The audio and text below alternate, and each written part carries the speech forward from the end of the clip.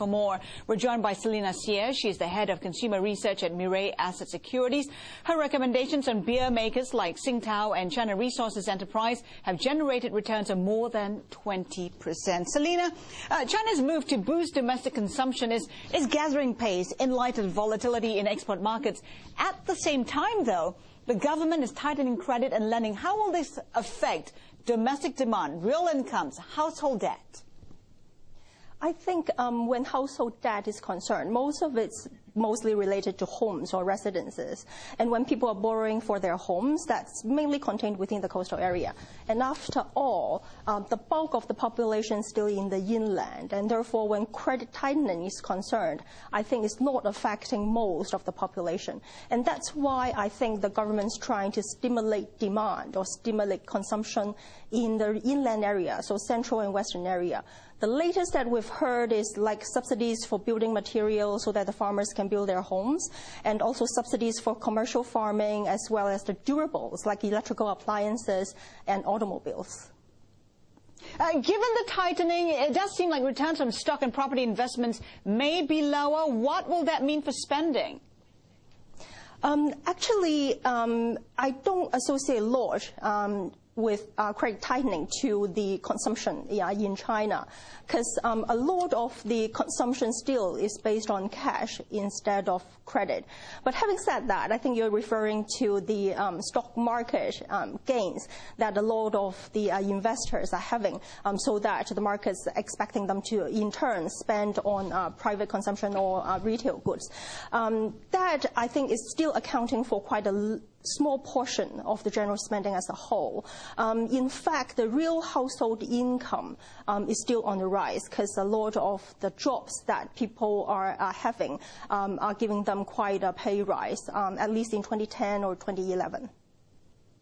Our guest today from Allianz was saying that it's going to be a very volatile market. What investment themes should investors be looking out for? I think for 2010, we're expecting food inflation, because the food price CPI had tilted up ever since the third quarter of last year. And for this year, probably it's going to go even higher. And therefore, inflation is definitely going to be a theme. And the major beneficiary of such would include most probably supermarkets and the sectors that's going to have strong pricing power. And to me, that would include breweries. And among your picks for brewers include China Resources Enterprise, Tsingtao. Why are they the best proxies for this particular sector? Because they are the #1 and #2 players in brewery in China. And therefore, we do expect both ASP, so selling price, to move up, therefore to support the margin increase in 2010. What kind of increase are you anticipating? I'm anticipating less than 1 percentage point increase in the gross margin for 2010, but that should translate into quite substantial growth in net profit during the year. And therefore, for both companies, I would expect them to deliver above average earnings growth. Can you quantify that, above average? Average consumption growth in China in the past 10 years has been around 10 to 15% every year. And I would expect both Tsingtao and CRE to deliver more than 15% net profit growth in 2010. And in terms of upside for those stocks, by the end of the year, where do you see them headed? I would expect them to deliver at least 20% price increase. Selina, you have a buy recommendation as well on meat supplier, China Yuren Food. I mean, this stock, along with vegetable grower Chowder and noodle maker Tingyi, have the lowest price to earnings growth ratios among Asian consumer stocks. Does that make sense? Does that make these stocks attractive? I think PEG ratio may not be the catalyst to share price performance. The main reason for that is because E is a moving element. When we're talking about most probably input raw material price to move up, some of the companies may not have the pricing power to increase product prices, and therefore sustainability of margin can be problematic for 2010. And therefore, not all of them would see a share price increase in 2010.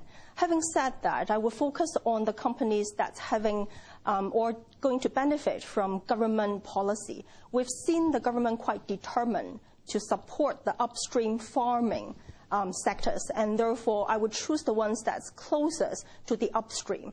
And among the three companies that you've mentioned about, we do like Yuren. In your view, what would be the biggest risk in investing in this company? Biggest risk would be execution. That's always been a problem for some of the smaller companies in China. Whether or not management would be able to execute their business plans according to their drawing board is the major problem.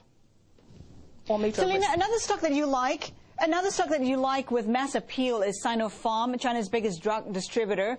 But it's gained more than 60% since its debut in Hong Kong and is trading at a higher earnings multiple for next year versus its peers. Why does Sinopharm deserve that premium?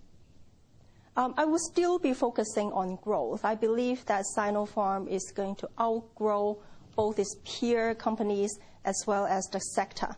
And actually, if you were to look at the valuation compared to most of the listed A-share pharmaceutical companies, Sinopharm's PE is not that high. Okay.